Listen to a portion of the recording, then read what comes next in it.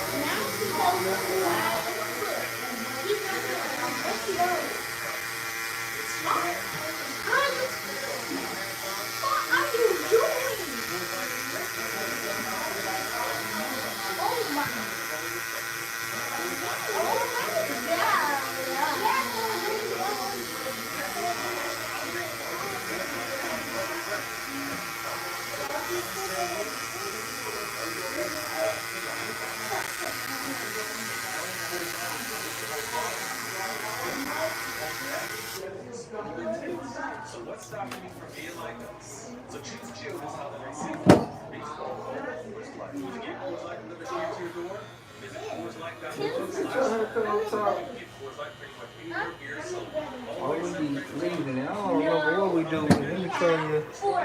I don't even know. We cut the top. We cutting the top too. You know if they getting this haircut on top. Oh, he growing it. I think he cut it, huh? You don't know? Call ask your dad real quick. I can't remember. We cut it or if we cutting it or letting it grow.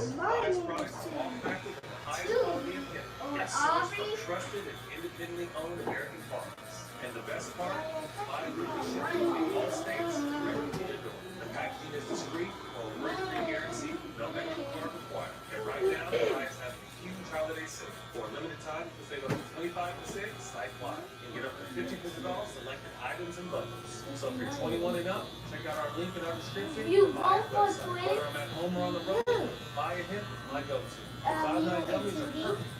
Work around the house. Euphoria gummies are a perfect way to relax after a long day. So this holiday season, get yourself a piece of love. So if you're 21 and older, check out the link to Maya in our description. For a limited time this holiday, Maya is offering 25% off site-wide, plus up to 50% off bundles and selected items. If you're hearing this now, you'll save up to 25% by using the code. So this holiday season, answer every day. Bye.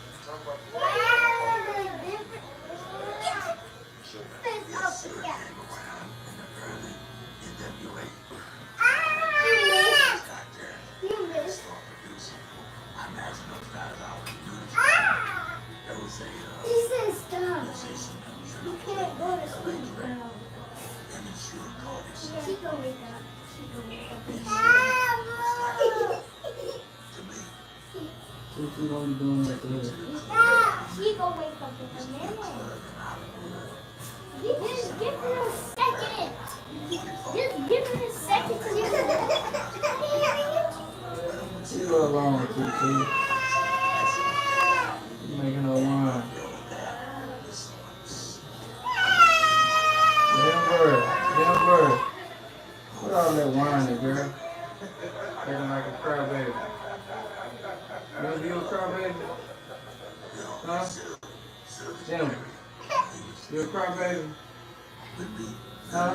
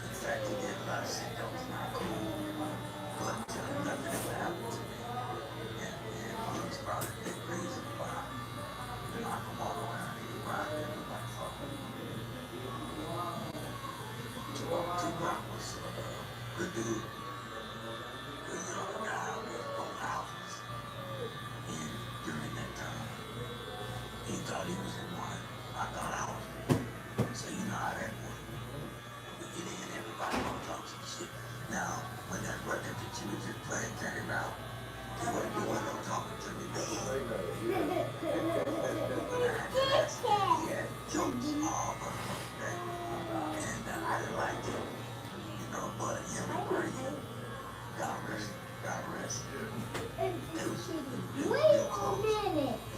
Who are you?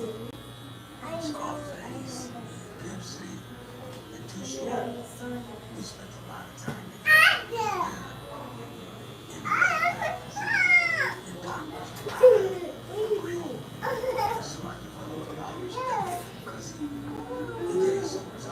What is that noise in my ears? It was like.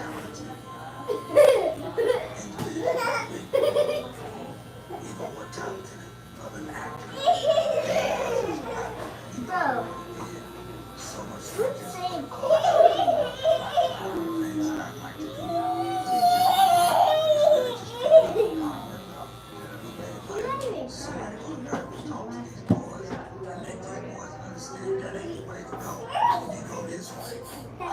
Talk to him.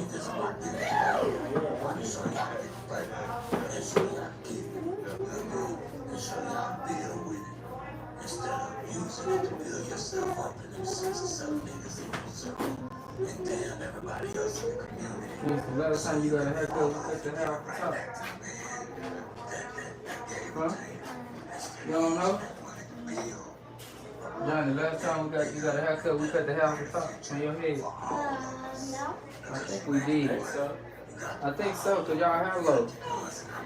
A little bit. It would have been lower than this. A little bit. Your hair is. No. My hair is. Yours not low. No. No. When I was at home, my mama, she washed my hair. Yeah. I'm gonna go and cut it off. I think we're supposed to cut it off.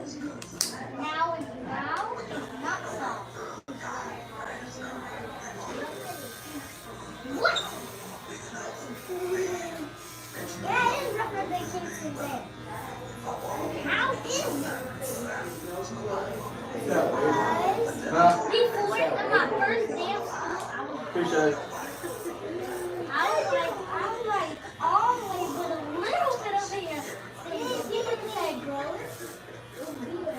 It was like growing and growing.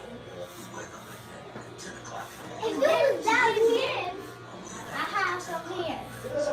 I have some hair now. What? Give me. First, I have big hair. Big hair. I was bald. Third, now I got hair. Big hair. Where did you get big hair from? We used to have bigger hair than me. Bigger? My hair was like this. Big hair don't make sense. My hair was like this. My hair was like this. She said it was like this. Your hair was like this. No. But now he put a different twist. Forget it. His hair is like this now. Oh, big. My hair is like that now.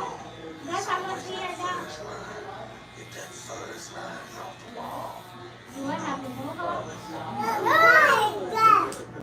Then why you said this was here?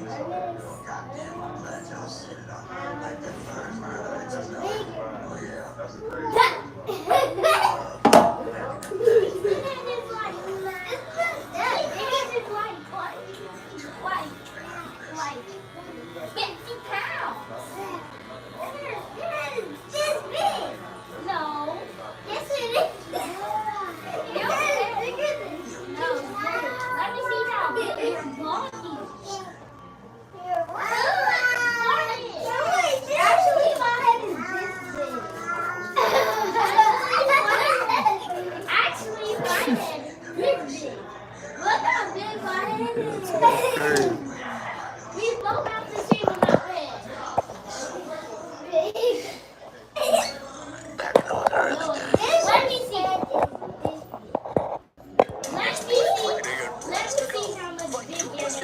values and amazing savings. Check your newspaper, your mailbox, online, or your Rooms to Go app and get amazing Rooms to Go Black Friday doorbuster coupon savings. Don't miss it. Bro, what? Now my man. One day, you wake up in the Caribbean. The rocks, caves, Bobby. mangrove forests, Bro. and a virgin beach that shows you that you don't need anything else. It's just you and everything that can happen in Savannah. Taste the paradise. Taste Savannah. You know, we was all in the studio together, but when it came time That's why for the shit to come out, I had to stand where they stand, you know, and the other guys would be out here. Is that hard? Bombing, yeah. That had to be, right? And so that just gave me a really competitive drive. Okay, that's how y'all want to do it. But speak to what that grunt, because I don't think people understand. You had to really pay your dues first. You put a lot of pen work in and a lot of instrumental and other people's shit to finally get your opportunity, you know, to do your thing. But take that back to what I'm going to ask you about. The way coming from Dallas, right? He said I Told can't. those guys had already He said started I the boat. can't say that. And, He said I can't say you know, I was that. coming in last, so you gotta pay your dues. But like I said, I was coming in He from said Texas, I can't and when I got spell that that. all in, I didn't mind telling them niggas every day who was the one that I made it, now we can do it. I'm here, Right. let's get it. Yes, sir. But it was all love, and those boys, It's invisible. you know, they'll be family. Feel We it. got a legacy Feel together, Absolutely. and I'm just thankful for I think the first thing that comes to mind when you see that picture right there. Who the two dudes in the back You can't next to feel Drake? it. Layla. Ow, I'm not sure, but I think that might be like somebody Yeah, you stole better my stop. necklace. Cause look at my face, I'm mad, the motherfucker. You ain't got no chain on, huh? Yeah, I think somebody snatched my shit off on stage, and I had to learn a valuable lesson. That's you in the back? Yeah. Don't look like you, please. That don't look like you, bro. Oh, that's why he said it was the business. Yeah, that don't even look like you back there. Look like a dark skinned dude. That Right? was bad to the motherfucker. And Layla, rest in peace. And my guys, easy, rest in peace. And Cube Nice, MC Ran, DJ Elf, and the Uncomfortable, Dr. Dre, Quincy Jones, and my generation. R.I.P. Quincy. You ever think about therapy? No, she thinks you're sausage. You ain't grow your She shit, ain't no thinks food, you're y'all. sausage. Don't eat that. We in Texas, you Don't know the eat shit. the wood. Stop. Yeah. I She's see what trying to that eat the wood. Because she We thinks just start the wood. studio She session thinks. with Dre, She Quick, thinks you're Dad, like, what was that like? She thinks your leg.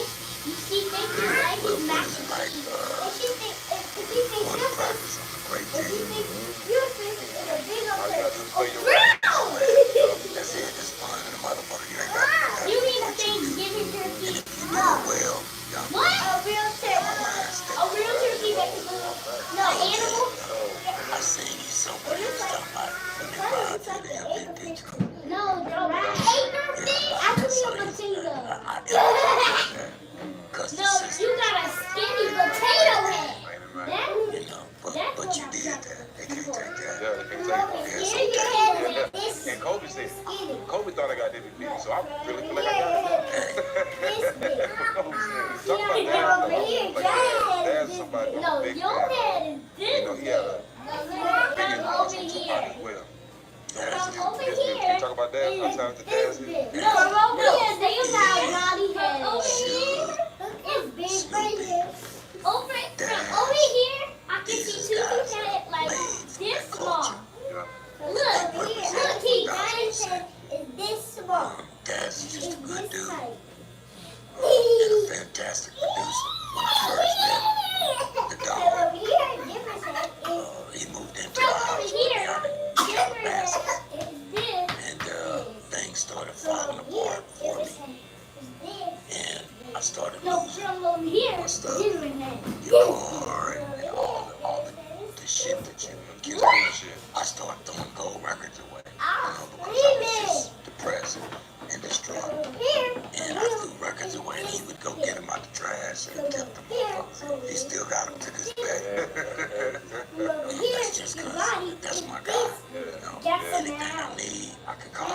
transformed into the whole dog pound thing, that whole Long Beach thing. Those guys really took me in and cared for me when I couldn't care for myself.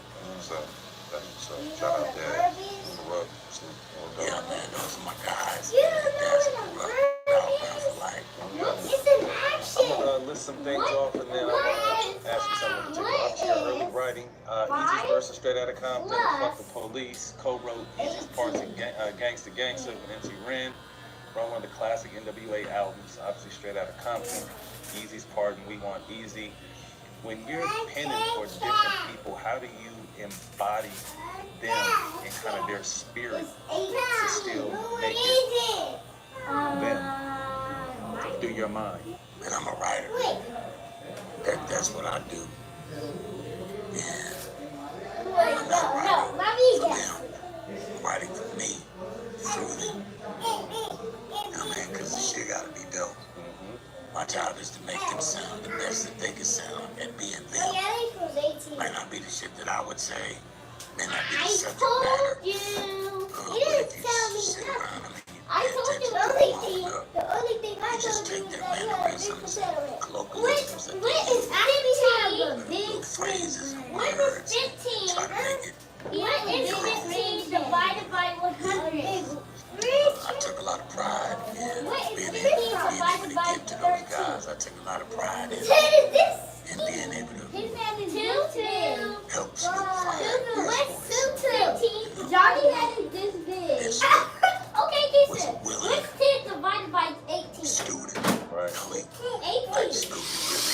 It's not 18. It's not the same number. It's 29. How do you know that? I was allowed to live through dog. And he came in and just tore shit up. So he was my victory. I don't even know how to He divide. spoke to how instrumental you were in helping him be a craft for shit. You know, vocal on giving you a solo. Can you explain that? You know what that meant? I say that he get on here and he start talking at me. But that No, was you true. smash all around He the said, room. you No, got that whole long that's not what it is. and I be like, this shit is dope right here. Then you do it right here. What Let's is see that here. This shit is dope. Let's just the let's put that out. Let's get this forward. Put that motherfucker right there. Now rap them 8 lines. You see how I and we gonna do this all the way. And he just rap with, 1,000 bars. And we just pick out 16. Oh, you divided by 16? I think he just rapped. He just A lot of people still don't know how to count balls. A lot of rappers don't know how to count balls. Snoop just turn that motherfucker on, man. And he'll go. 1989. It's your time to shine. No one can do it better. Hip-hop album. Country certified gold within 3 weeks. Everyone had their little piece on it, but it was finally your time. What did that mean to you? What did that feel like? I was so motherfucking cocky at that time in my life. I probably was not the best singer. I was probably talking shit in the head with a single body. And then G.O.D. said, okay. But my thought process, even while I'm a spiritual guy, he always has been. Even the album cover, the better album cover, is in front of a statue of Jesus. It says King of Kings, Lord of Lords, on the deal. Now in my mind's eye, when I saw that statue going from Easy to take the street, going to the bank, imagine that, going to the bank every time we went to Hollywood, I seen that statue. So I'm gonna take my album cover in front of that, because it just felt in my mind's eye, this is gonna be the story How did it sound? of my It testimony. sounded like you farted. Making people understand who's responsible. Like a big My whole bird journey farted. started with a prayer here in Dallas when my mother said, "You're going to the army."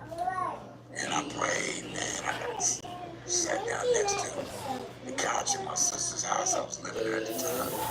And I prayed. I said, "God, this is what I want to do. Like, I'm good at this. If you let me do this, I promise you when I get there, I'm going to tell tell everybody it was you, it wasn't me. And 18 months later, I'd sold 3 million records. And mine's gonna come out. And so I took the picture in front of that statue thinking that was going to be the beginning of my testimony. But then you start seeing the kids starts wearing King of Kings, Lord of the Rings, and the hair and necklace. So I guess my thought was pretty soon I started to think shit, well, maybe I am. You know, got too high up on that horse. And you have One of our crew mentioned that, you know, you notice you never really cuss too much. Yeah, right. Cuss too much. You speak to the thinking behind that. At my core, I'm an East Coast MC in the tradition of those guys I mentioned to you earlier. And they didn't cuss like that. They didn't speak negative. All the shit that NWA did was not a part of it.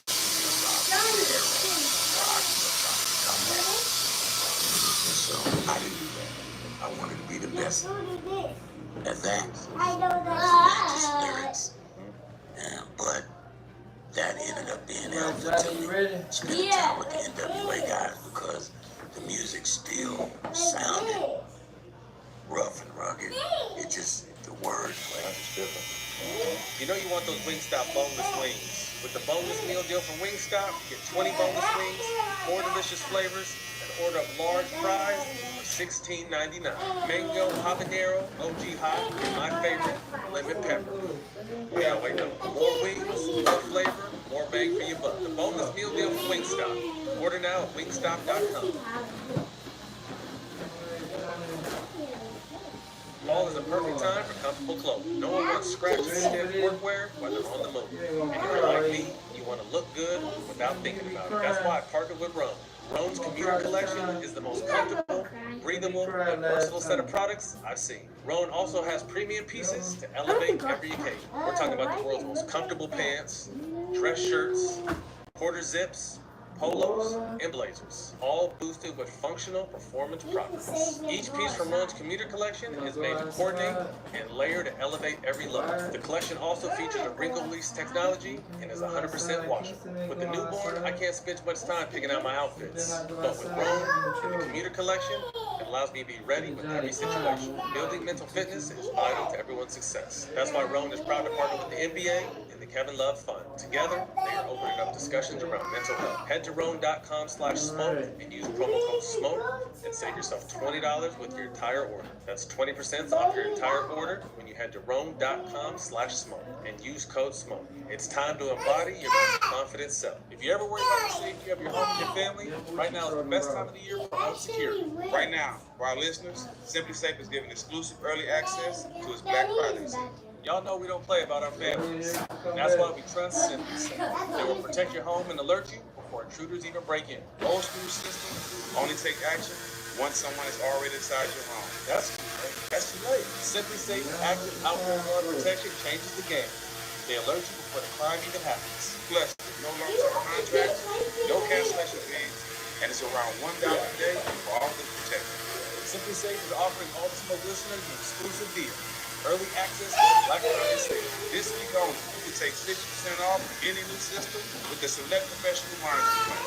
This is their best offer of the year. Head to simplysafe.com/smoke to claim your discount and make sure your home is safe to see. So don't wait. This offer won't last long. Keep your home, your family, and your peace of mind safe with Simply Safe. There's no safe like Simply Safe. A few months after the album get out, get to the accident. Can you walk through that night? That's a couple of days over a weekend. Saturday, Sunday. What happens? Why you shaking? November the 11th. 33. 8th. The anniversary. Yeah. 35th anniversary. Why you looking at the people on my I've phone? been shooting videos, 2 videos over that weekend. A video to a song called You Deadly, and a video to a song called For You. And because it was so much work. I was Do falling you think asleep, it's mine too? and somebody What was it around smell like? that offered me Smell something like food?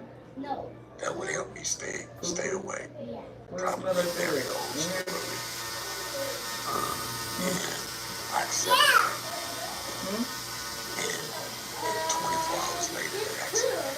24 hours later. Just two? 24 hours later, I took the stuff. I went home, which was Dre's house at the time. And Dre said, "Nigga, you need to take your ass to sleep." I said, "Okay." And then he went to the store, but my inside was just racing. I couldn't go to sleep.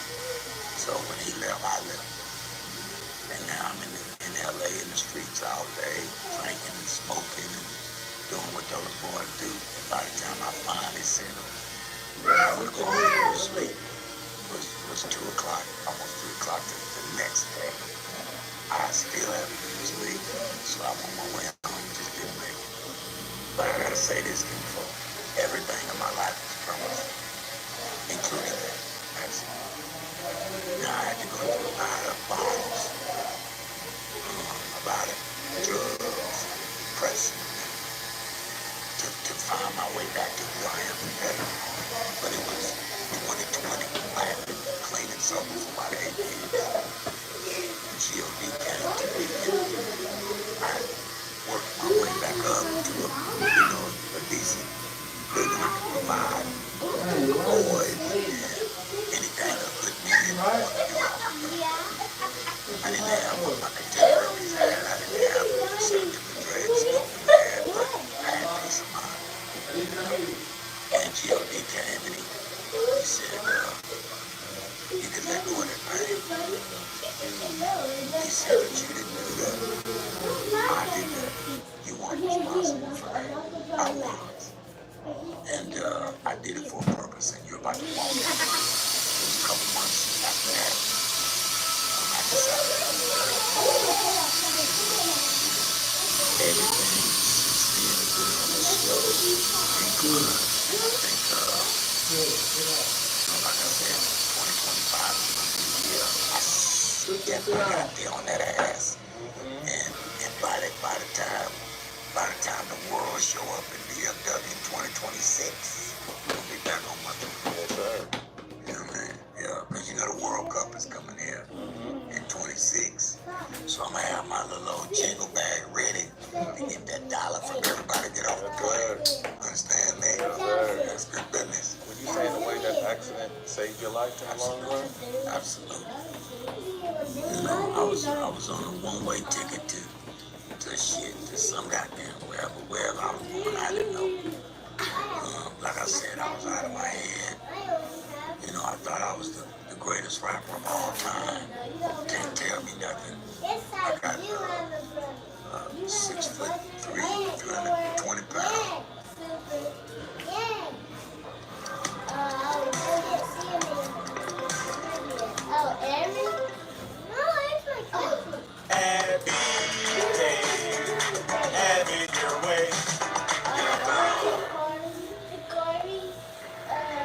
In the early hours of May 17, 2021, a white van driving along the Katy, Texas freeway lost control and crashed. This untimely death could have been completely avoided. Flores was served 21 beers over the course of the night. No employee of this restaurant ever attempted to prevent Mr. Flores from driving home. Because of this, he never made it home. Bodyguard basically with me. That's if I come in the club and slap you upside the head, I can just do that, move out the way, you know, and I did that. It was bad for a while, bro. But G.O.D. got a way of putting you in your space, in your place. And like I said, all that stuff was purposeful so that I could understand and give back to these babies that's out there now that think that's the way. It's not the way. Somebody said before your accident, the DLC, if you didn't have an accident, you would have been the best rapper alive, best rapper ever. How do you feel when you hear those words? Well, I think they're right. count me out. Cause I still vote for me. You know what I mean? Like, in order for their adversity and make one record. If your voice taken away from you, I need to come back 35 years later. No. Now you go ahead up. Other than that, you fight amongst yourselves. You know, I don't want to sound above that as if I'm better than anybody, but I'm no longer in competition with you boys. I support all of them. Confidence and not arrogance. Yes. You gotta believe in yourself. I believe in God and God believes in me. Otherwise, I'd have been gone. When your voice went away, did your pen pick up and get more potent? My pen always been my pen. It ain't never lost. It's still him today. Yes. Because Cube say in his song, It's My Egos, the record he got out. He said, I was Kendrick before Kendrick. Now, you talking about the subject matter. But them cadences, I was Kendrick. Yeah. You know what I mean? Yeah. And when Kendrick put out They Not Like Us, man, it took me 2 days to write some shit behind that energy that he made me feel. And I can't wait to record this shit. And now the Dre's gonna off. Come on now. Get it out. I want to backpedal a little bit though, because take me through how mentally tough it was for you to drop something. God damn it, that is #1 in the country, like #1 album in the country, and then taking your voice away, and as you see your brothers continue to do their thing. So I also read one time that, you know, obviously their wins were your wins, but how hard mentally was it that you couldn't do it? Man, I don't think it. Imagine, was it the second year Mike tore his Broke his ankle? That's the second year. Imagine Michael Jordan tore his knee up and couldn't play no more. How do you think he would? Might not be here. You know what I'm saying? So that's where I was at. I was in a space where I didn't know what the fuck to do. And the only thing I had was giving it to those guys. That kept me alive. You know, Snoop says it in the documentary. You know, and he was right on point with that. You know, like being big brother to Rage and RBX and Doggy and Bad and Corrupt and even G-Dub. That shit kept me alive. Did you play a role in Drake going solo and leaving NWA? Oh yeah. None of that shit happens if I wasn't there. #1, Dre never thought about making music. I had to talk him into it. I had to fight with him for months to even make the Chronic. He didn't want to do it. He didn't see himself as a solo artist. I mean, but my shit was fucked up, so you all we got. So come on now. Come on, dude. With respect to leaving Ruthless, I had found out, I'd gotten paperwork from Ruthless and saw how they had been taking advantage of me. And I told Dre, if they doing me, Gotta be. you know what I mean, if they did you, Gotta be. they ain't doing me. No Vaseline. You know what I mean? So Dre looked into it, and to his credit, he went back to Eric and he tried to make it right. But Eric was sold on Jerry Heller. He didn't want to get rid of Jerry Heller. Dre wanted to go forward together, rework their stuff, and you know, continue to make records. But Easy didn't want to not move forward without Jerry Heller, so that precipitated that split. And Suge and I had already been working together with a guy named Dick Griffin trying to build something. So Dre just slid in, and Griffin went and got us a publishing deal, and we used that money to start building the Chronic. Take us inside that process. So you wrote Nothing But G thing. So I help Snoop right. Nothing but a G thing. The ghetto boy. No ghetto boy. Lyrical gangbang. Lyrical gangbang. Bitches ain't shit. Bitches ain't shit. With a motherfucking gun. With a motherfucking Hey, that's one of the ones right there. the day the niggas took over. Lil Ghetto Boy. $20 sack pyramid. $20 sack pyramid. I'm in the money. Get my weed. So I go to motherfucking spot me. I remember that we were probably all dying, you know, but I just remember how fun that shit was. It was so fun. You get so caught up in that moment that, and it probably translates onto the tape. We was having some fun. I was really in that moment, nigga. I won. Yeah. We won. Booty Lee, you know. Yeah, bro. And it was just, you know, it was a time you can never forget. I'm so grateful and thankful to G.O.D. for allowing me to be me. And even with the path that I've had to walk, I wouldn't want to be none of them niggas. I want to be Doc. Because that nigga's the coldest. Hey, Doc, this is a personal question for me. This is probably one of my top songs of all time. How did y'all feel? I mean, what vibe were y'all in when y'all made Lil Ghetto? We made that song as a you remember the riots? That we did that song. We were doing that song during the riot. Yeah, it had to be some pain or something going on for that song. We went out and looted during the riot. Now I told you I'm not a thug. I was like, I'm not going nowhere. So it was like, nigga, get your ass in this car. And so I went to, and it's the one day I was in California where none of that gang shit mattered. Didn't matter where you was at. Didn't matter what you had on. You know, and that one day was probably the most beautiful day I've ever had in California. Lil Ghetto Boy. That's crazy. That's one of the ones. Yeah. That's one of the ones. No question. Is it true that you didn't get paid for your death row life?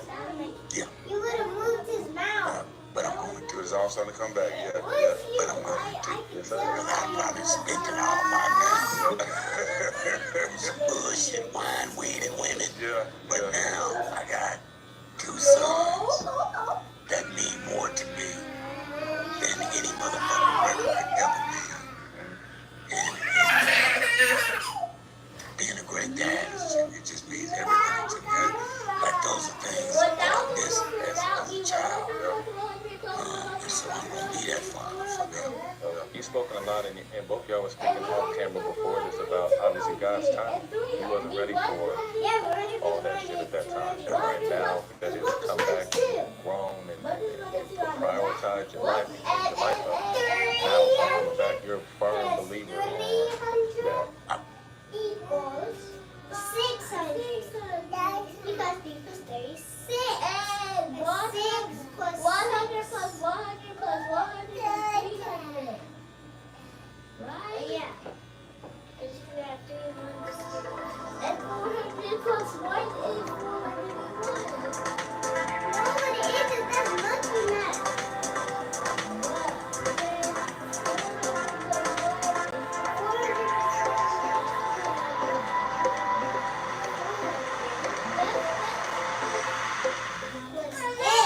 I've always been a spiritual person. I know God. When He spoke to me, I know that I'm here for a purpose. I don't fear these niggas. I don't fear failure because it's not even me doing it. This conversation that you're having, you think you're having it with me. You're not. You know what I mean? And so, even my city, Dallas-Fort Worth, we as a city have never gotten our, we never had our hour. You know what I mean? And so G.O.D. made me that guy. And so that time is coming. I told you 2026, man. It's coming. Dallas is going to happen.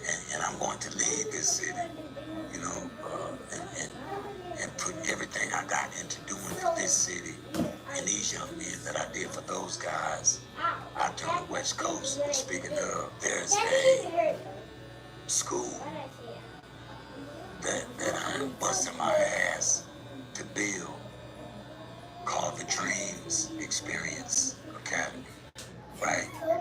I want to give these kids an opportunity to dream the biggest dream you can dream.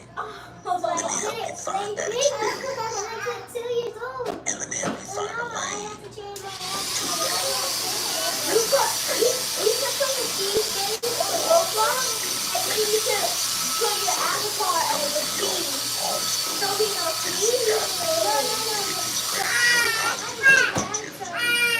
But I'm gonna show you where the money at. But to come to this thing, the first thing you gotta do is be at school. And the second thing you have to do is exist in this circle by 3 rules. That's no guns, no violence, no threats of violence. Because we build it tomorrow, today. We're not waiting on nobody to come give us our shit, no. Because only we know. And we gonna build from the mud up, not waiting from the top down. Because with all due respect, folks, you can't wait for the those of us at the bottom. We gotta start and allow these guys to catch up and put in. I mean, you boys that's out there making that money, we gotta figure out a different way for you to deal with it. First thing we have to do is quit all this killing. I want you to get your weaponry because you might need it. But you use it in the wrong source. So it's just about us getting our shit together as a community and valuing our community the same way as others values theirs and start the process at home. And I'm a firm believer that G.O.D. put me in this space to talk that talk. You know, because I still a nigga with attitude, if you will. Yeah. But my attitude changed a little bit. I respect it so much because I can put a lot of it in my own life. You know what I'm saying? I was doing my back rather than a lot of things I wasn't supposed to do. You know what I'm saying? I should have been a better basketball player. I should have made a lot of smart decisions. And I paid for it. You know what I'm saying? But where I'm at now, even with the George Clark stuff, all the stuff that's happening with our company, I never expected to be here. You know what I'm saying? But my heart was right the whole time. When I was making mistakes, I did right by people. You know, I was loyal to a father a whole bunch of times.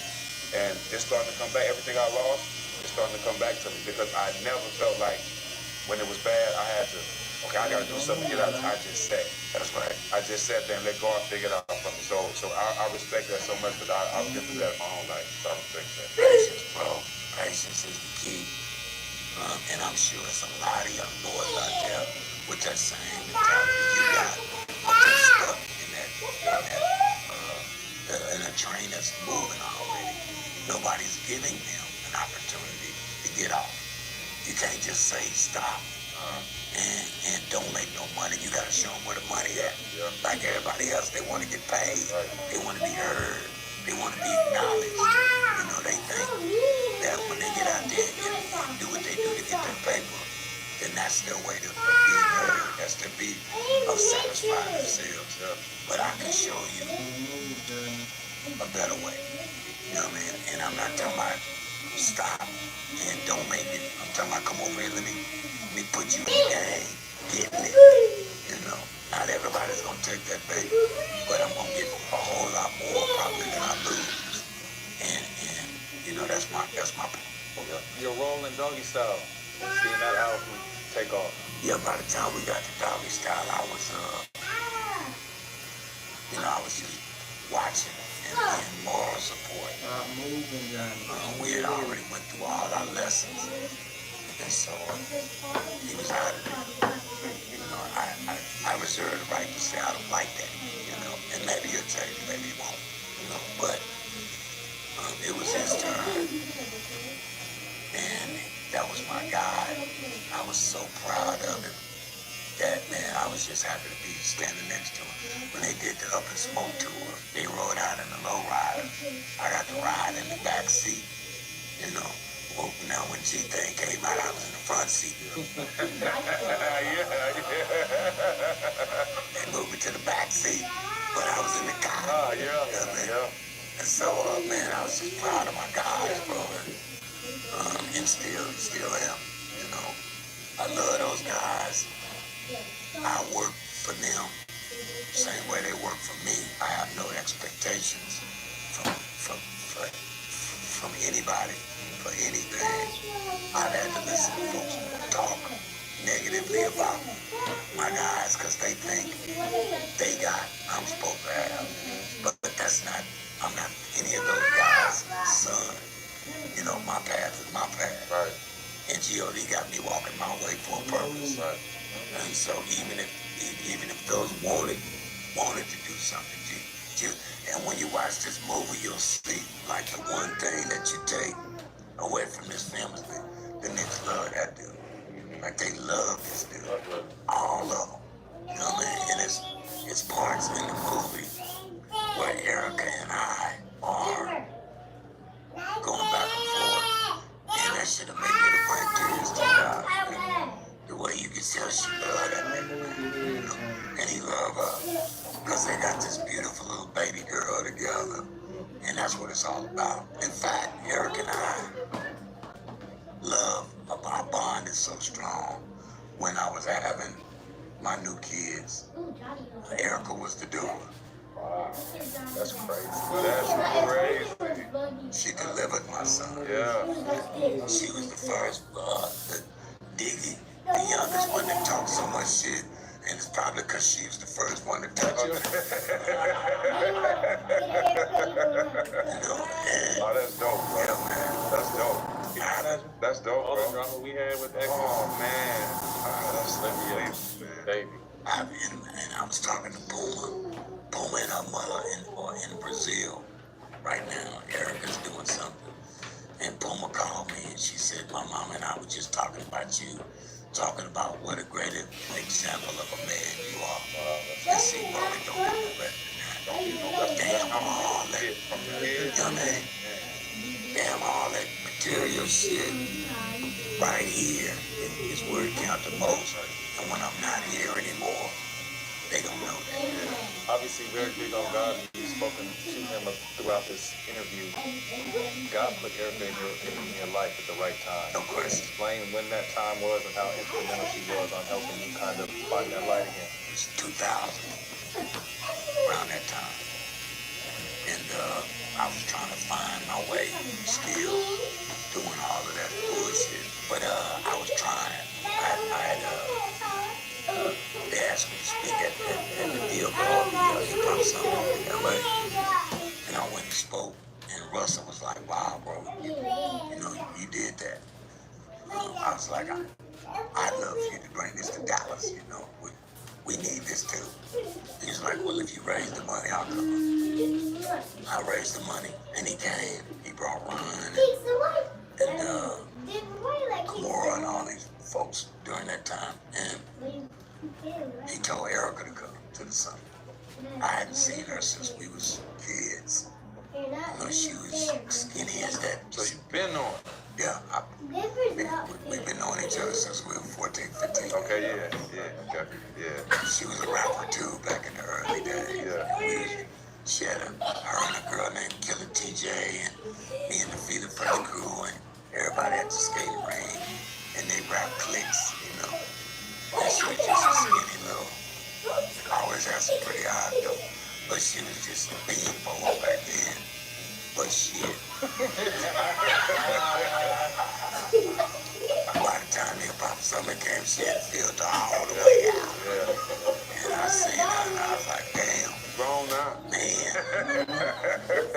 We connected and we started hanging out, driving around the city, just reminiscing on those times as kids. We had both kind of made it out the hood. So you and going developed first? a bond. And you know how things go. She from DFW too?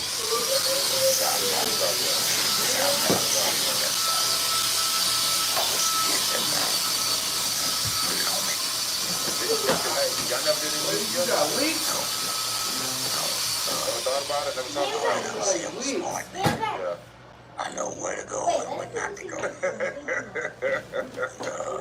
Erica Okay, what she said, she's sensitive about her Shit. I'm sensitive about my shit. So leave her alone. Yeah. If she asks me, it's all good. Yeah. I love it. Yeah. You know, and I started trying to push Puma, who was so talented. But her and her mother, you know, they 2 peas in a pod. yeah, so I leave that alone. Yeah. I wait till they come ask. If they ask, I'm ready. But this documentary now, Warner wants a record.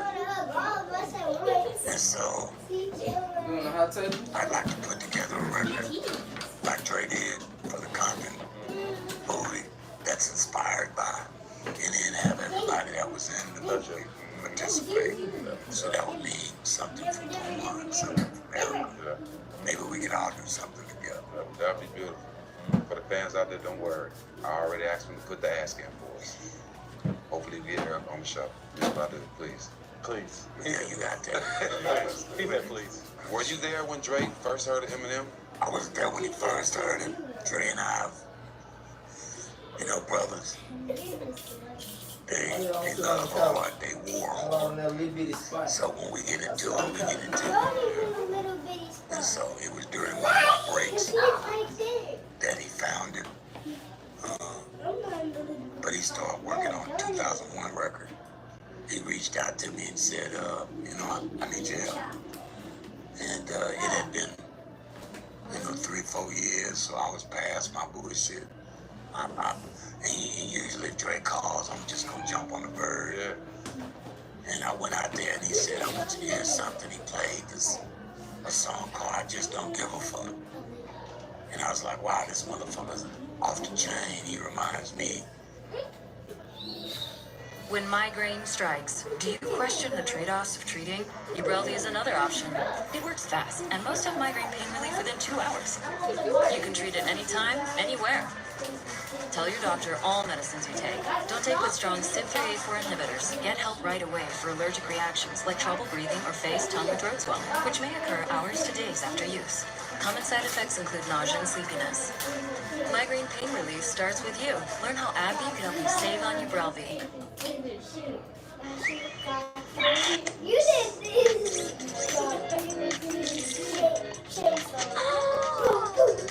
No, not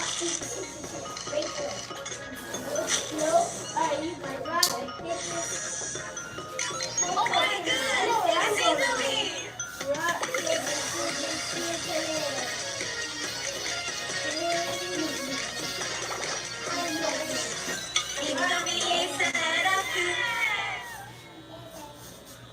Of that early music we was making because his subject matter is so throwed off. Jeff was like, yeah, I think he's dope. I said, hell yeah, you gotta fuck with this kid. He's like, look, let me show you a picture. And then he brought the picture in, a little 8x10, and he looked more like, you know, an actor or some shit than a rapper. It was this white boy, you know. It's like, that's him. I was like, wow, that motherfucker's off the chain. I'm a purist in the form that I just like dope shit. I wouldn't give a fuck who you are. I wouldn't give a fuck if you was red, black, green, purple, or orange.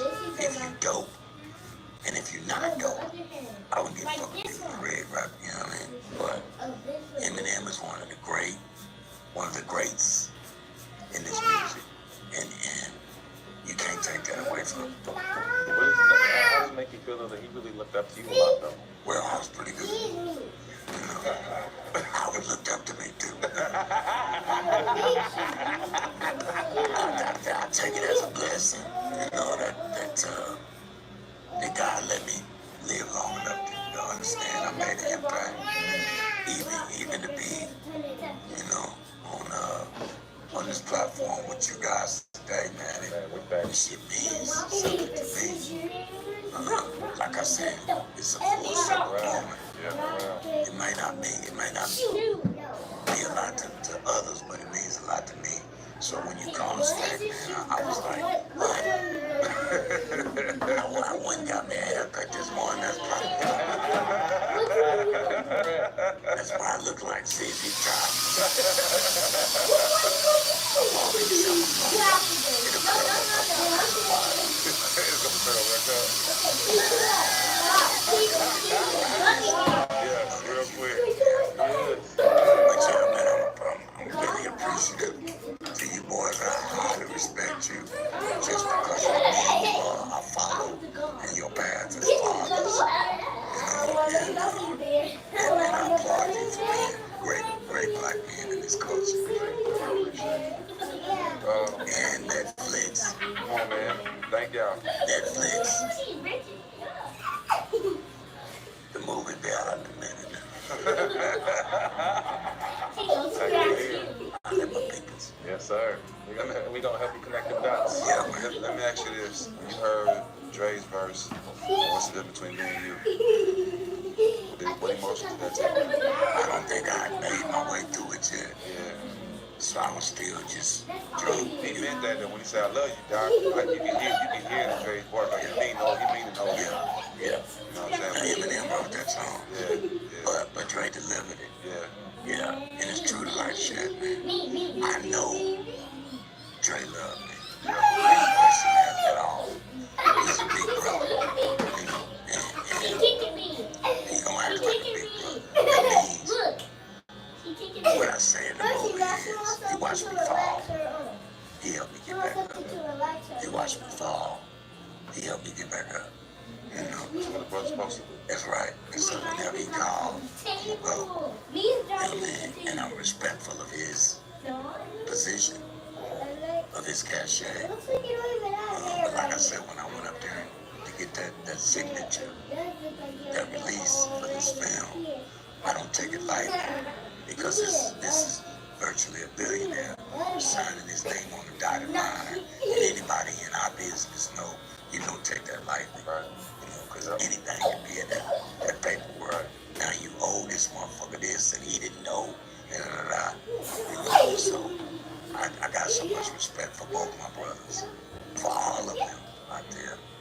And my sister, and Jewels, my sister, rest in peace. We was a real family. And we made some music that'll be here a long time. Change the world with your music. You ever have a relationship with Anderson .Paak? Yeah. Talk about it. He's so dope, man. He dope. Did a song with Corday. It's called. That shit was called. It's called. They need to throw the Russell on that. It's called. Yeah. He's one of the great ones, bro.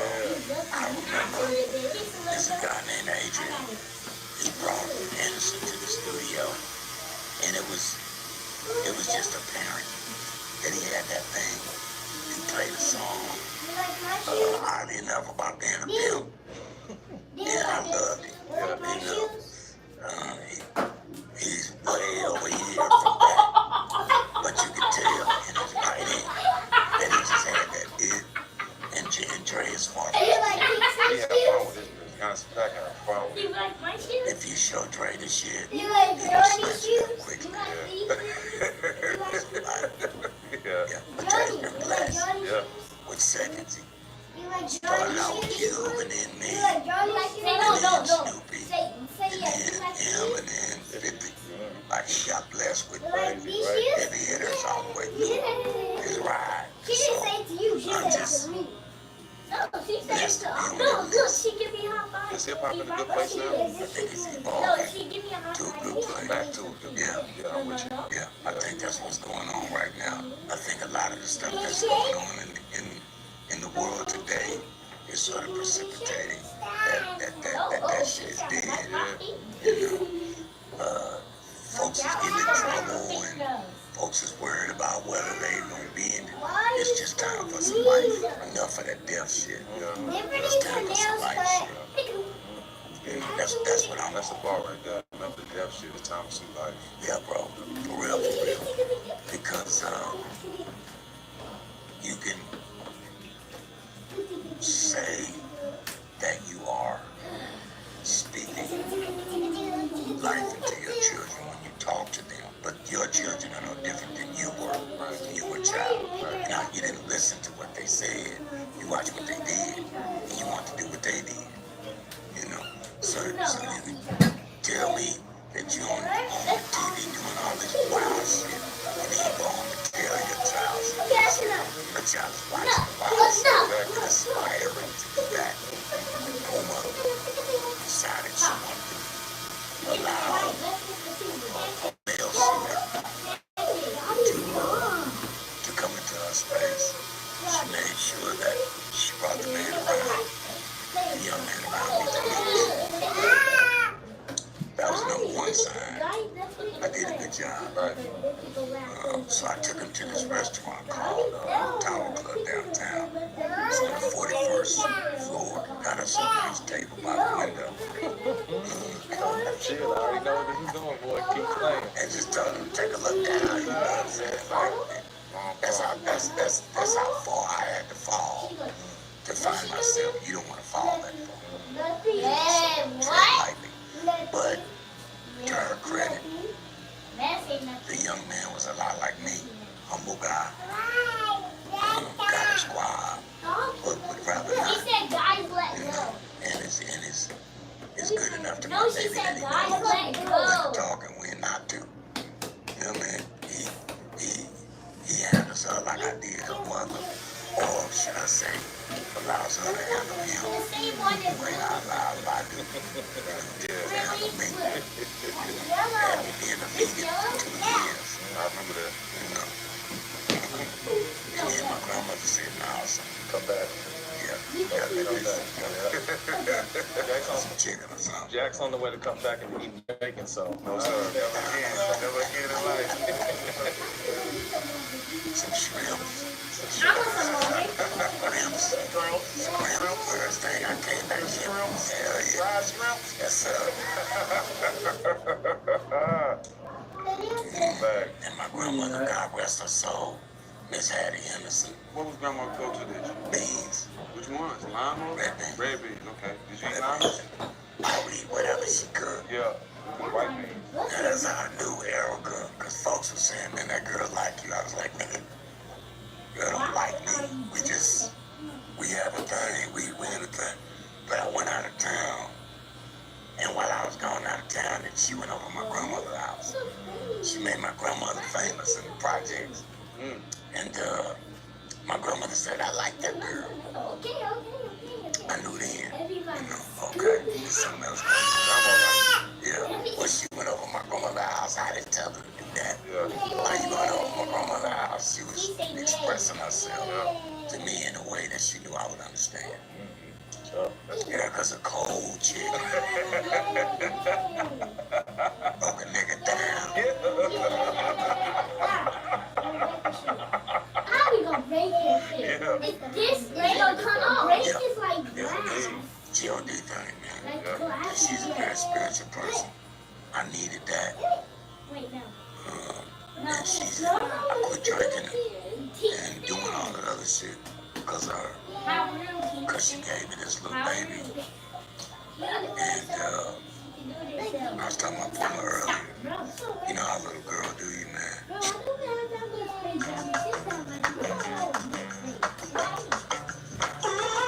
Y'all back up and get on back on the couch.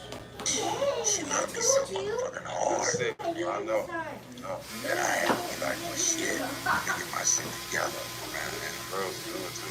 Quick hitters, first thing to come to mind, let us know. Top 5 lyricists, in your opinion. it's a lot of them. What's your list? And I don't want to disrespect nobody.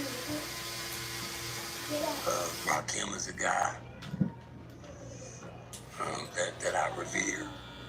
Because he's the guy that kind of set me on the path that would make me me. You have a relationship? Yeah. Yeah. KRS, Cool G, Slick Rick. Heavy influence. That's why I came up here. And I can stay out of trouble Yeah. if I do it like that. Yeah. Because I'd have to say Cube, I'd have to say Snoop. The other side. I give Eminem a lot of credit for being one of the greatest. The guy from New Orleans, the young man, Wayne. Lil Wayne. Yeah. I give him a lot of credit for being great. 3000. I give him a lot of credit for being great. Dimitri from Texas. Pimp C.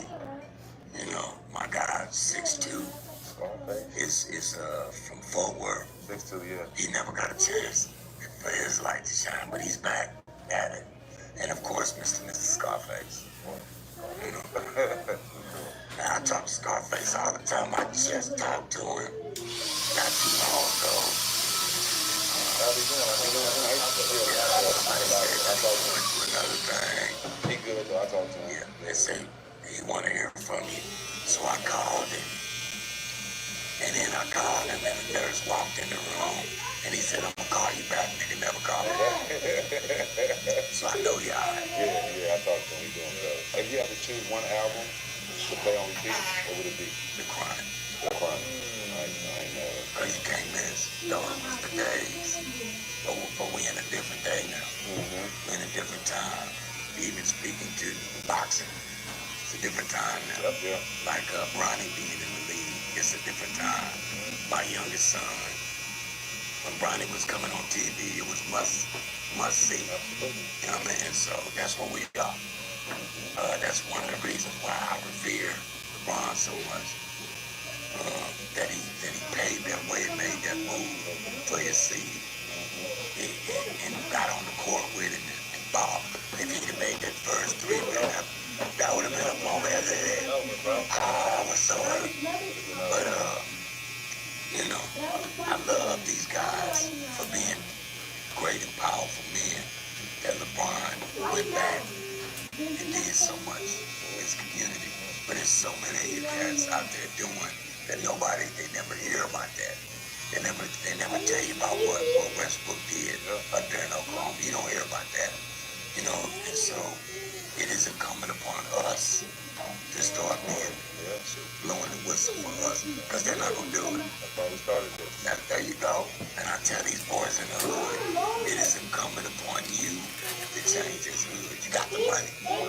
You done spent $500,000. If I stood three of you boys up, all three of you boys have spent $500,000 each on a bunch of gold and diamonds that claim that when they see you in the street, they know where they want to take it from. But you put that 1.5 together and got you a house, 100 acres. 100 acres right down this freeway.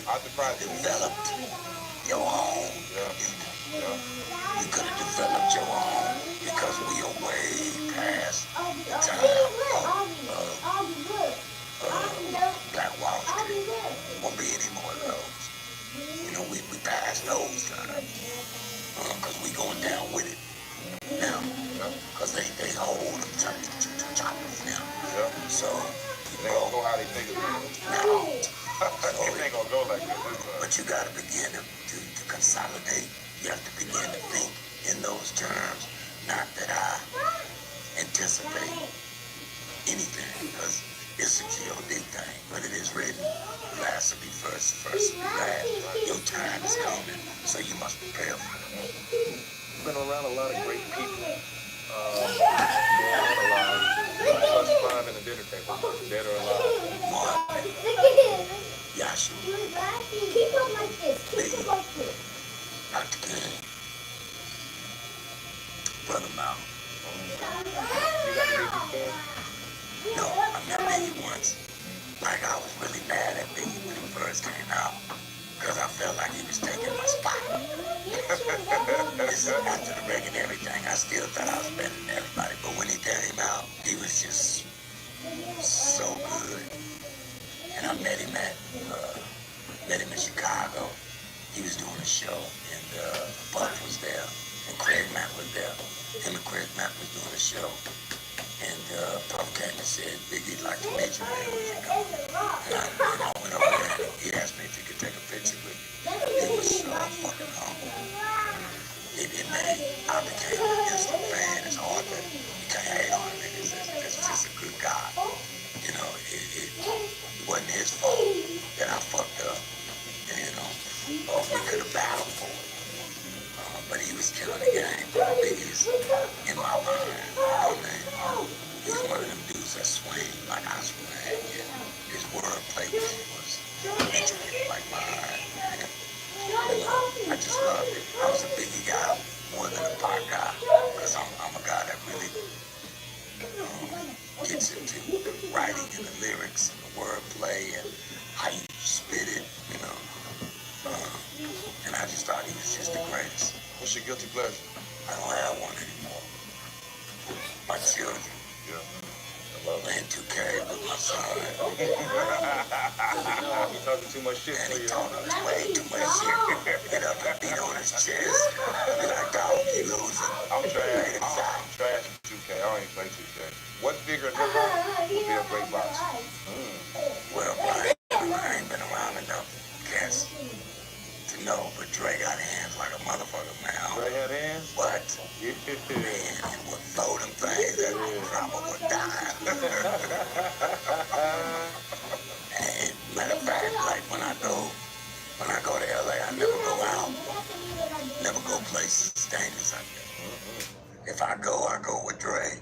Number one, he's gonna have plenty of security around. Number two, if they step at him, he gonna tear their ass up. Yeah, he got to get a little, I think he's involved in this new steakhouse in the valley called Boulevard. Shit is fire. Check it out. He's out. If you could see one guest on our show, who would it be? But you have to help us get your answer on our show.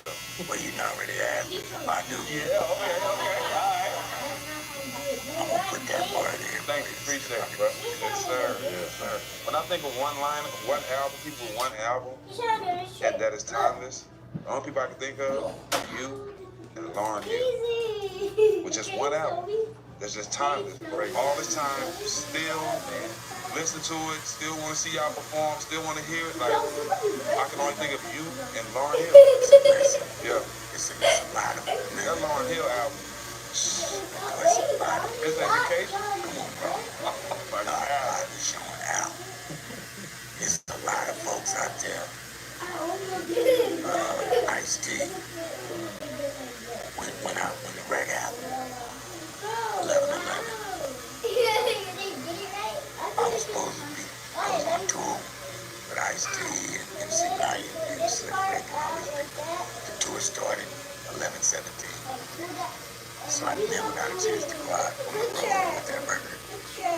But Ice-T tells me a story that it was his job to go out on stage and tell folks that I wasn't coming because of Red.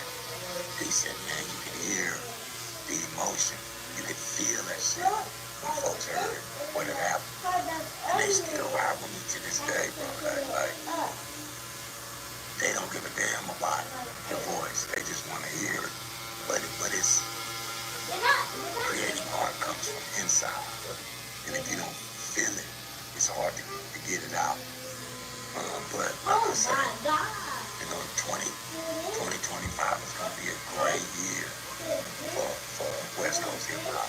I can't wait. We just want to thank you, man, for your time and what you've meant to the culture, what you've meant to us, and giving us another opportunity to get a chance to know you on a deeper level. And we firmly believe that all the way through right now. So we're going to be praying for you and only a phone call away, man.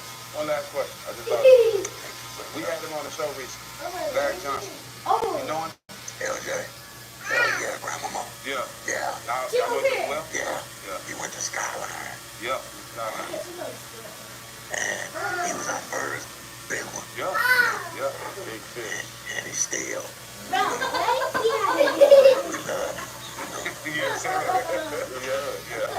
Before we get out of here, we got a gift for you. Show Tootie. With all of our Show book number 2 will definitely have you in it, but this is you to take home. That's dope, man. Thank you, man. Yeah, we appreciate Appreciate you. all the smoke. Yes, sir. Even though I don't smoke. No more. What's smoking up for you? He does, so she can pull up and blow with us. Snoop said, you'll be back. Thank you, brothers. Go show Tootie. Go show Tootie. No, yeah. Look. We got his pants on. You need to pick him. For what? Spitting. Yeah, spitting. She's spitting everywhere. I'm gonna gummy bear.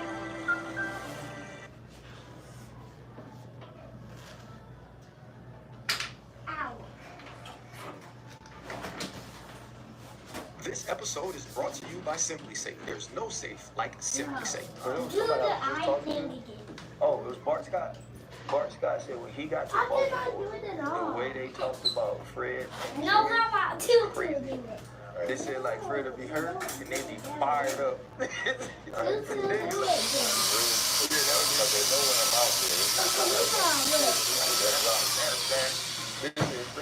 Because I used to serve boys like that Do it, Tutu. Jimmy gave the boys 290. On the 2000, the best defense in the He really world. line up. He was gonna line up at one right side by himself every play.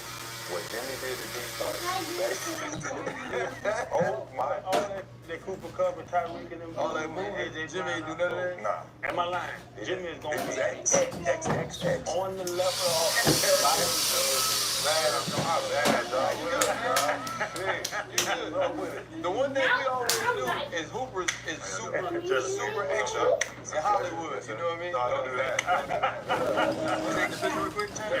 Like in my mind, I actually hooped like Donovan in high school. Like I felt like it was in my mind. You know what I just saw? You was talking about how you were type of game. I just saw that.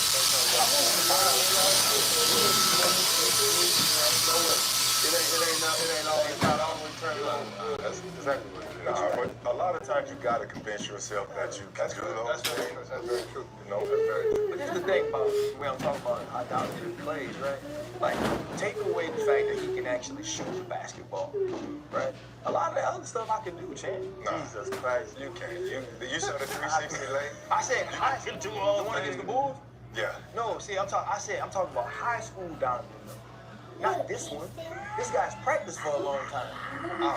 Even high school, like, Hey, man, he was all things through God who trained him. He stepped with the Bible on this.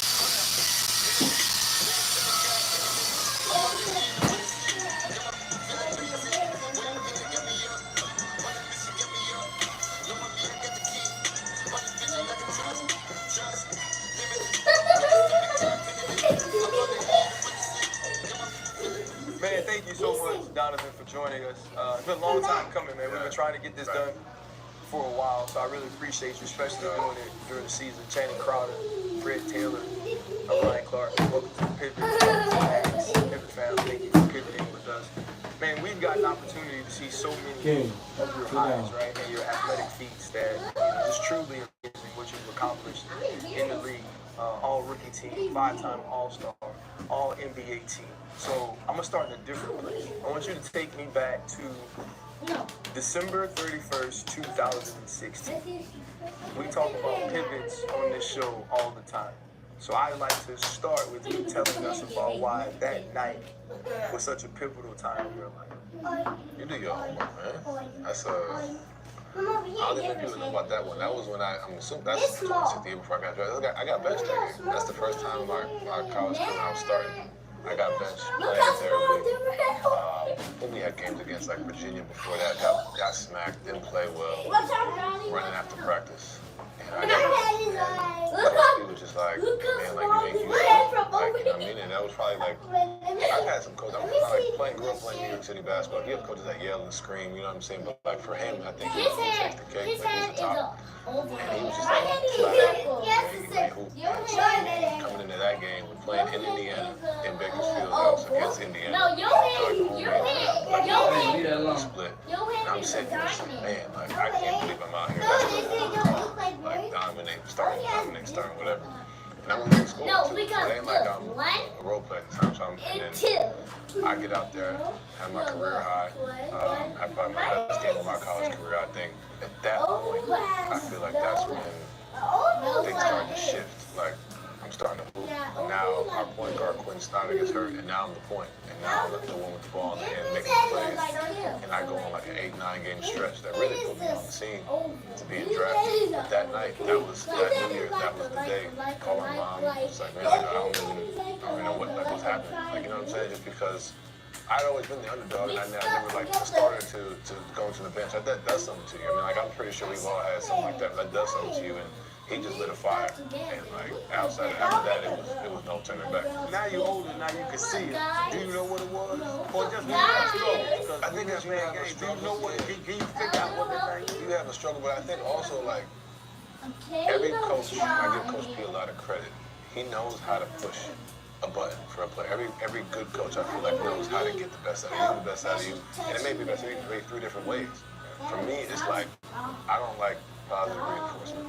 Like I tell you that all the time. Like I tell Kenny that now. Like he'd be like, "Man, great." I'm like, Kenny, I appreciate it because I hear it. I'm gonna see it on Twitter. I'm gonna see it on IG. Everybody, my family's gonna tell me how great I am. I don't like that. But like for me, I feel like that was kind of how I respond. I respond to shit like that. Like, all right, bet. Like you're not hooping, you sitting down. Like, all right, bet, I got you. And then from there, like that's just been always me. I don't know why. I mean, that's just how I've always been. Like always been like something has to like, you know, yeah, you good, but like you know what I'm saying. I feel like that was something was like, yeah, you good, but like, you doing the job. You mentioned your mom always that conversation like when you told the work was going down. You know, when you play, you feel like. It was bad, but it wasn't that bad. Like, you know what I'm saying? Like, you know what I'm saying? Like man, like, Mom, like, I don't know. Like, you know what I mean? And on top of that, playing for Coach P ain't easy. You know, and anybody that plays for Coach P in his time, Kentucky, Louisville, St. John's, whatever, Iona, they all can attest to this. Like, sometimes he'd be like, man, like, I'm not tripping. There's no way I'm this trash. Like, you know what I'm saying? But, like, there's no way.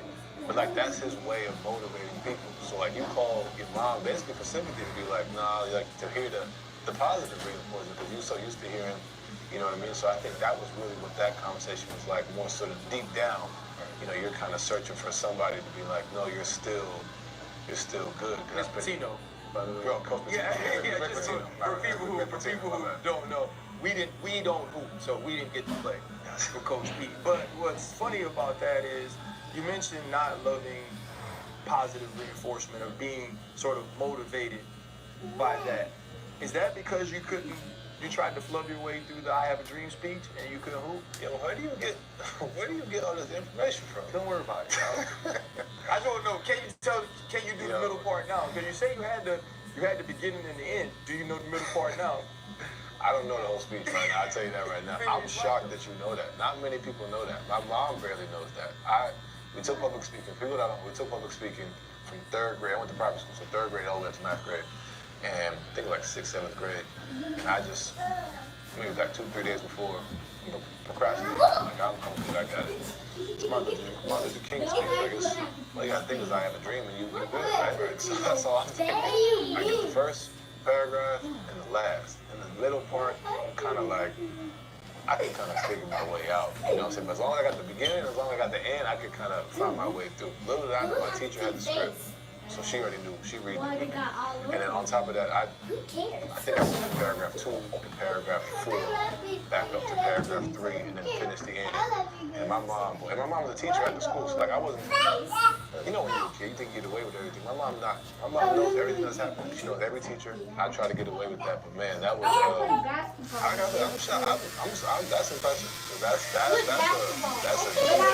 big thing. I try to keep up with that. Wasn't that sort of like the perfect parallel there? Oh yeah, Cassie. You had to learn to navigate like being a this tutu was being mean to me. Like you like to do. about New York. This tutu. Stand alone. Yeah, this tutu. The basketball but also this tutu. like having to navigate those two worlds. How did that experience sort of shape who you are now in the way you move? I think that allowed me to see the difference in the world. That allowed me to see the cultural difference in the world. And what we go through now as a world, you know, the separation, the hate, the uneducatedness of both sides, like not knowing, you know what I'm saying? I think white, black, Asian, Hispanic. I'm a big advocate on education because at the end of the day, I don't know you have one Sunday because I haven't researched it. Like you research that question, you know that question. Like I know that. You don't do that in education because on top of that, we don't pay our teachers enough. That's a whole nother discussion. My mom's a teacher, I'm passionate about that. But like for me, growing up, you know, like coach, I'm in the city, Friday, Saturday, Sunday, New York City, and then I'm in Greenwich, Connecticut, Monday through Friday. So trying to learn how to do that, navigate that at the age of 9, 9, 10, 11, all the way up to 16 that really showed me the difference. Like I go, play basketball in the city, apartments, everything's tight, everything's in the urban community. When I go to school, there's 25 mansion where my friends. That's a motivation factor that I saw some differences in life. Now that I am who I am and I have a platform, I realize like, man, us as black people, we don't see that on a daily basis. I do a lot of stuff at the school that I went to, bringing black around kids to the school on scholarship, do basketball. So they understand that you don't have to just hoop. You don't have to just play football. You don't have to be a rapper. There's so many other I tell everybody all the time, I want to spring break up going to tournaments to play basketball. My friends, this is 8th, 9th grade, my friends going to intern at Goldman Sachs. Like, you know what I'm saying? So they're doing that in 8th grade. You know what I mean? I was just figuring out about Goldman Sachs after I get my first contract. Like, you know what I'm saying? I'm 20 years old. Like, you know what I mean? So, like, there's 6, 7, 8, 9. Don't squeeze me ever again. Kingston, don't squeeze me ever again. Oh my God. There's so much that I can provide with my platform, especially for us and being able to bring us and show us, this is 30 minutes away. Like, it ain't like we, I was trying to, this is 30 minutes down the street, you know what I mean? So that's my biggest thing. You say your best, but then you know on the court, like you playing dudes trying to play ball. Your dad was for 2 decades, your mom's a private school teacher. Like, did you ever have anything growing up where it was like, Y'all know makeup class. Call like an imposter. Yeah. And I'm black, like, you know what I'm saying? But you also feel like this. You from the suburbs, you're not from the city. You know what I mean? Everybody from the city, like, you're not from the city. Like, you're from the state. So for me, it's like, trying to navigate, Stop me, that's white people, black people, That's Kingston, that's I was uncomfortable to speak on that. Growing up, because you don't really understand. But being in the city, there's a level of hunger that I developed being around my teammates. Because I was a baseball player. I didn't want to play basketball. I was like, shoot, I'm cool. My dad worked for the Mets. I'm out here with my teammates, college fans. This is what I'm doing. You know what I mean? Basketball is kind of like I'm with my friends, whatever. But when you in the hood, you hooping every single weekend. That's where really my hunger came from. And then also I got to grow up and think more secure in who I am and not really trying that. But that's the thing that kids, really go through. I mean, we really don't speak on, to be honest. But that was definitely, like you said, there's beautiful kids that need to know. And I wasn't well off in the twisted, but like I wasn't, if I didn't make the NBA, like I wasn't, I was gonna be okay. You know what I'm saying? So that's why I do what I do, because I've seen kids like that need to make it, and like, man, I gotta get this thing like that.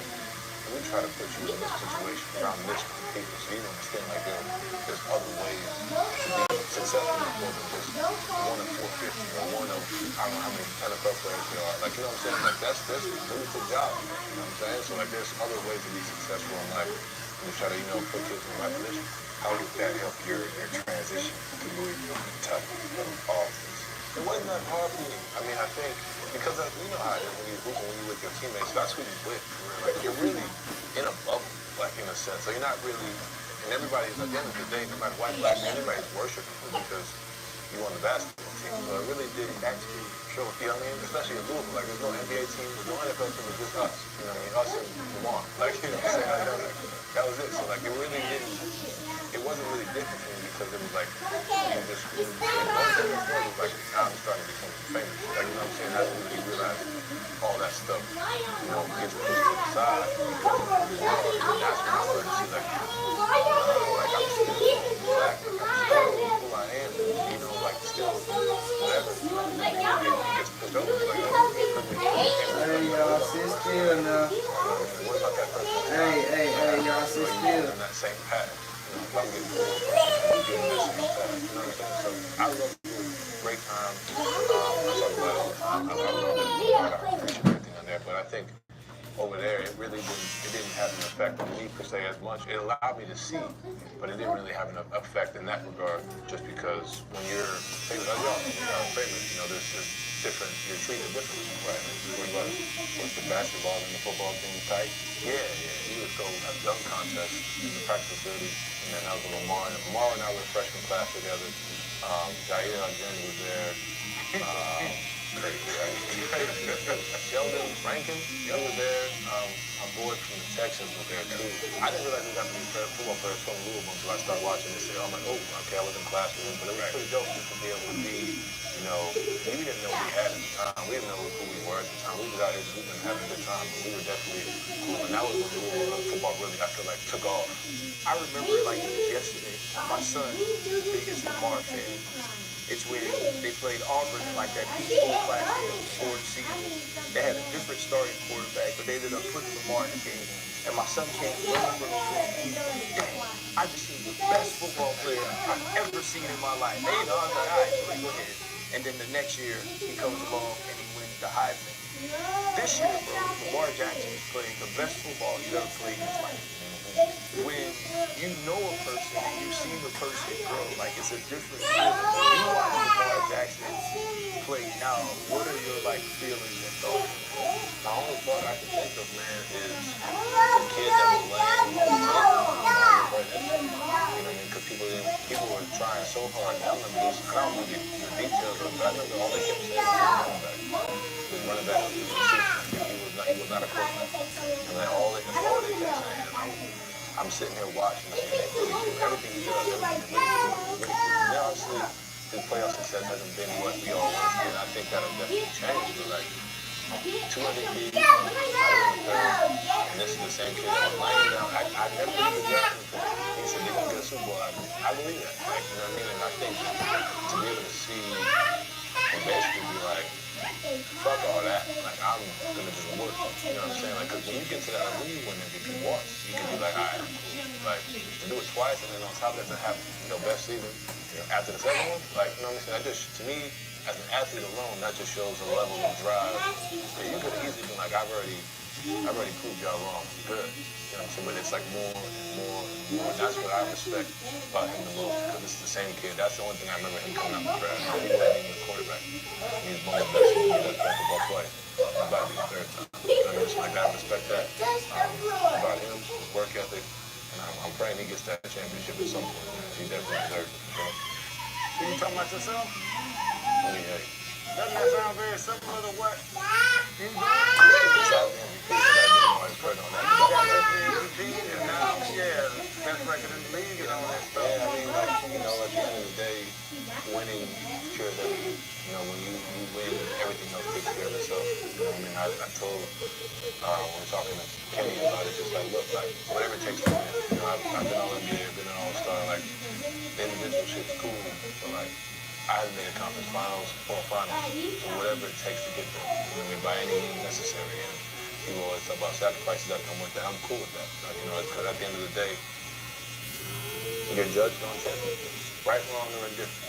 Like, you know what I mean? I don't think that's, as a player, I don't think that's fair, because there are a lot of great players who haven't won, but like at the end of the day, that's what you're judged on. So who am I to get upset if people don't look at me in a certain light because I haven't gotten to that, you know what I mean? So I can use it as motivation. But at the end of the day, like, you gotta continue to build. And it's not just myself. It's not like a one-man show. It's a team thing, and that's what obviously with 12-0, I don't think we have. You're absolutely right, though. Like, you're in this position of being 12-0. And you talked about like how championships are the big things, and you don't feel it's fair. But in 2018, I think it was the Rockets, and you said when you guys got back to the airport, like the Jazz fans were cheering for y'all because y'all had kind of overachieved. And you mentioned that there were no moral victories, right? So it's the same thing with Lamar. It's not moral victory in getting the MVP if you don't win it all. This team is off to an historic start. 12-0 is the best start in Cavs history. This is the LeBron James Cavaliers as well. What is it about this team that is allowing you guys to gel so quickly under Coach Atkinson that's giving you the opportunity to succeed the way you are? We live in a world where it's like, if it don't work, you gotta break it up. You gotta switch, some guys switch. Some guys switch, you know what I mean? Like when you bring a team back, knowing each other for 2 years, and you give Kobe Altman credit, obviously trading to get me, sticking with it. believing in the group, and obviously us believing in ourselves. Like every year we've grown. You know, we've got first round, and we got second round, and like, you know, so the goal is like, for us, we understand like each other. You know, when you're in the locker room with guys for more than 2 years, or more than 1 year, I know what you're like on a daily basis. I know your work habits. I know what gets you motivated. I know when you're tired. I know everything about you. So it's like you want to be able to, you can have that conversation. I can talk to you differently the way I talk to you, the way I talk to you, and be comfortable in all the conversations and get the same message across. You know what I'm saying? I think when you see that with this group, first of all, we vibe with each other, which I think is always great. You know, there's no ego. The egos are checked at the door. You know what I mean? And obviously, we haven't lost the game yet, so there's been no adversity necessarily to hit. But like, I think for us, we had adversity last year. I was out for like 15 games, DG was out for 20 games, Evan was out for 20 games. Like, we've shown like who we are. You know, I have no doubt when adversity hits, we're gonna continue to get closer. But like, it's easier when you're with a group that you rock with, but also like at the end of the day, you know, Coach Atkinson's been phenomenal with his message. Continue to play with pace, be selfless, play team basketball.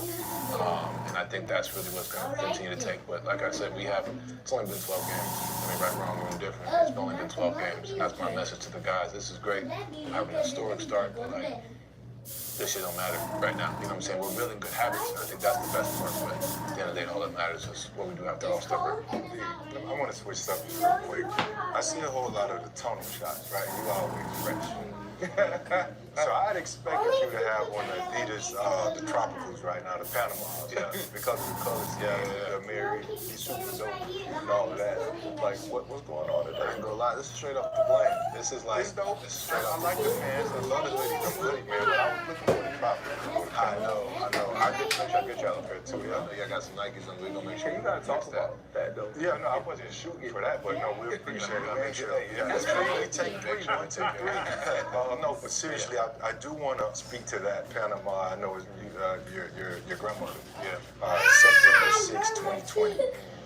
You posted an inspirational message to her, heartfelt message. How tough was that? And you said you wouldn't be here without her. Yeah. So I'm second generation in this country. Excuse me, third. My grandmother's first. I'm the second. Give it third. back. My grandmother came over here from Panama. Didn't know nobody. Put on your foot so she don't get it. Came out here and was like, I'm gonna find a way to make it in this country for my family. No. Didn't know what she was gonna do. Had no money. Just came over on a boat. And that was it.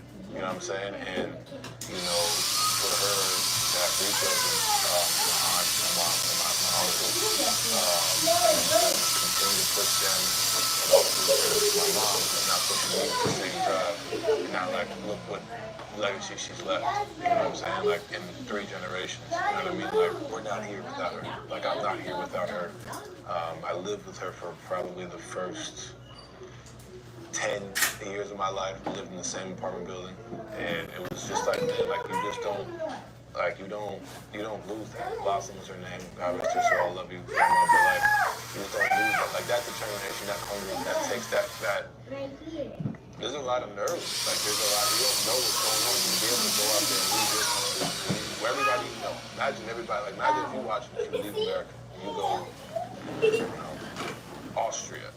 For example, you don't know nobody over there, but you want to make a better life for your family. Like, that's a lot of fear. You know, there's a lot of things you don't know necessarily what's going to happen. You got to figure a lot of things out.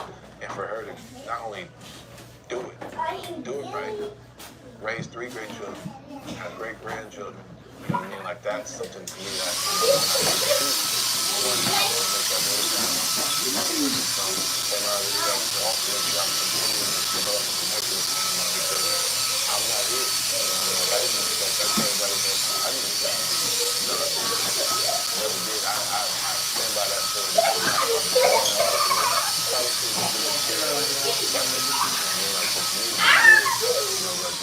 I want to show you how God works. Big believer in that. Like, the walls started with a dream. And a dream on a boat. And praying. You know what I mean? To make a better life for her family. And, you know, thank God, you know, we're here. I'm a grandma's boy too, man. I always say I gotta give her the credit because without her, certainly would be no me. She pushed me. She was way tougher than my mom. But it's that my grandmother, man. When I lost her a year of So it just created this new sense, this new drive for me. So I credit her to everything. Hopefully one day, whenever the NFL decides to call me the king, I just cannot wait to just kind of, you know, have that conversation again where that's my baby. Stop! It's not funny! Friday Football on Prime is back this week.